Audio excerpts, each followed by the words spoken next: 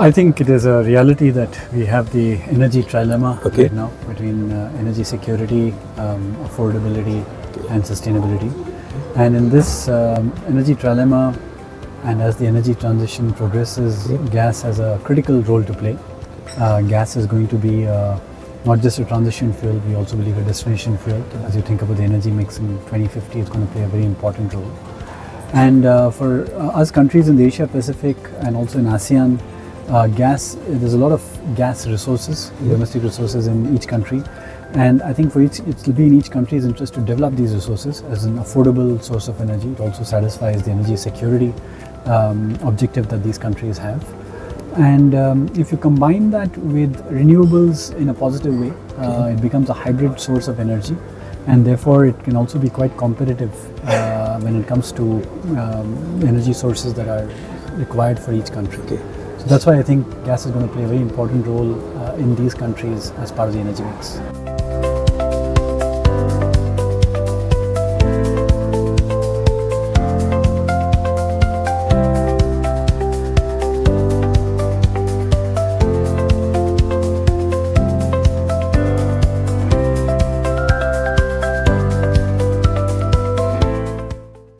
And if you look at this, Pahami, going forward, the growth in gas and growth in LNG is from a demand perspective. If you look at the next 20 years, it's going to come from Asia. It's going to come from South Asia. It's going to come from ASEAN. Traditionally, it was just Japan, Korea, Taiwan, and China.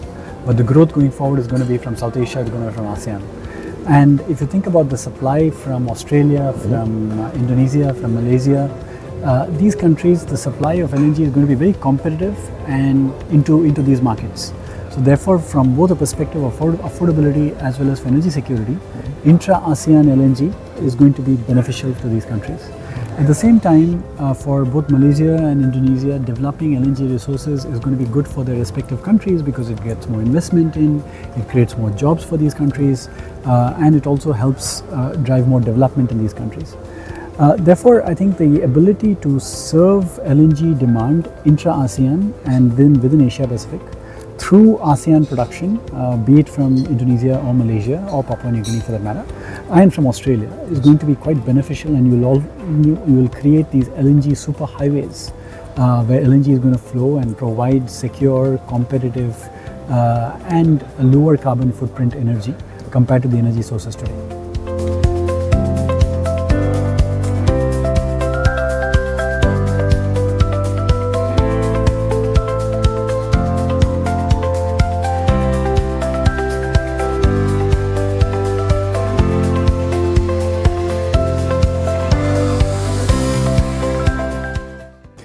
That's a great question. I think going forward, we do think a lot of potential for cross-border energy flows. If you think about LNG has always been international, but now, as I mentioned, there's going to be a lot of intra-ASEAN flows.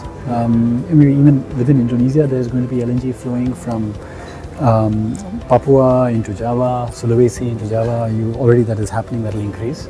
But also within ASEAN, there could be LNG flowing from Thailand, from Malaysia into Thailand, Indonesia into Thailand. And for each of this, there will need to be infrastructure that will need to be created. Similarly, if you think about CCS, there would be economies such as Japan, Korea, Singapore, Taiwan, which will need CCS as part of their decarbonization footprint and decarbonization blueprint. And therefore, CCS or carbon will actually flow from these economies, from Japan, Korea, and Singapore, into ASEAN, which will become a sink, either into Indonesia or Malaysia, for storage, secure storage, with the right economic incentives and model.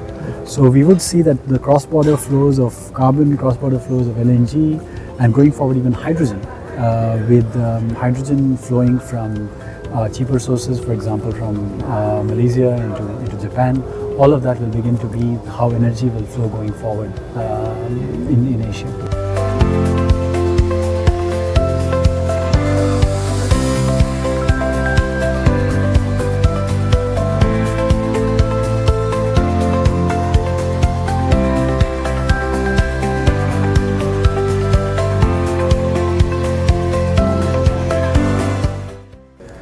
Yeah, again, fantastic question. I think, as we know, for the energy transition and for gas, there's a lot of investment that's required. Globally, we anticipate that while about $6 to $7 trillion is being invested today across energy assets of all kinds, going forward, that number will go up to anywhere between $8 to $10 trillion per year. One of the critical things that investors look for is a stable regulatory environment. They look for stable returns. Also, the profile of the assets is changing. Oil and gas assets typically used to be more high return versus renewable energy assets where the margins are thinner, the IRRs are lower, but you need more certainty on the returns. So therefore, regulators can do a lot in providing a conducive environment, providing a very stable regulatory environment. Second, also attracting different classes of investors. The traditional investors who used to invest in oil and gas assets versus the investors who invest in renewable assets. There is a difference, and you need to bring those new types of investors in. You need to create the right financing mechanisms, blended financing, different types of financing, so that you can reduce the cost of capital. As we spoke about, we are no longer in a world of cheap capital. Capital is expensive, in a world of high interest rates. So therefore, how do you create different financing structures for these different projects based on the risk profile of those projects? I think that's going to be critical. And therefore, attracting these type of financing institutions to work hand in hand with the developers and the regulators need to provide that stable environment to incentivize these investments.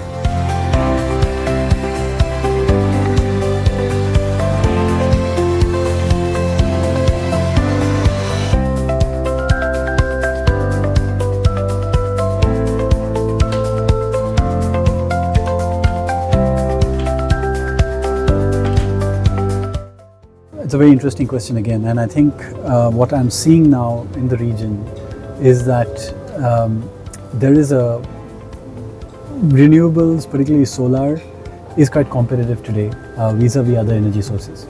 But solar has a problem of intermittency.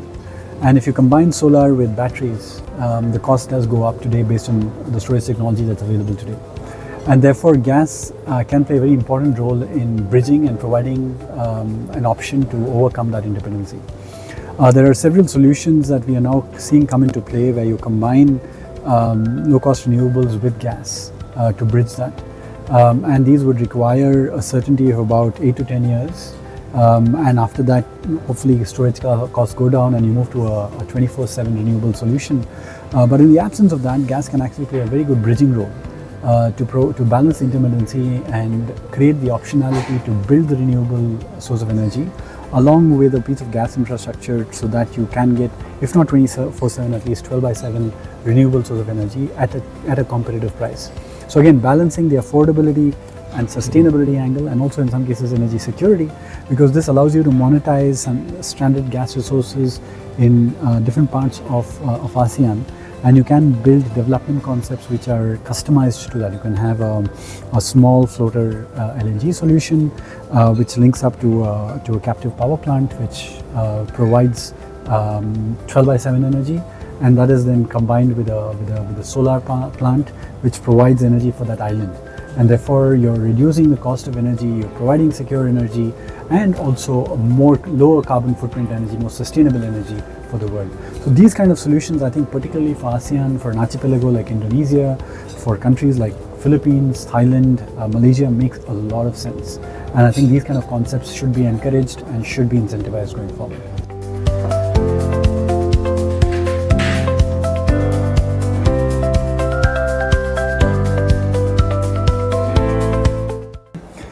So Indonesia was actually a pioneer of LNG in the world, one of the first countries, right? Indonesia has many firsts. It was one of the first countries to do the cost recovery system in upstream. I think Indonesia has an opportunity to think of what is the next big innovation in energy, right? And if you think about the energy challenges that Indonesia has, it's an archipelago, but by the grace of God, it's blessed with good sunlight. It is blessed with, but it has challenges in terms of supply chain, distributed energy. I think there's an opportunity for Indonesia to innovate, and you think about distributed energy solutions, combining renewables with to balance the intermittency potentially with gas-based solutions. to reduce the overall cost of the energy budget instead of using diesel, for example, for power generation across different parts of the country. Right? Similarly, for maritime transport, you could think about either LNG or ammonia as a fuel in certain routes where there is enough base load. So I think there's a lot of opportunity for Indonesia to pioneer new solutions in the world of energy and gas.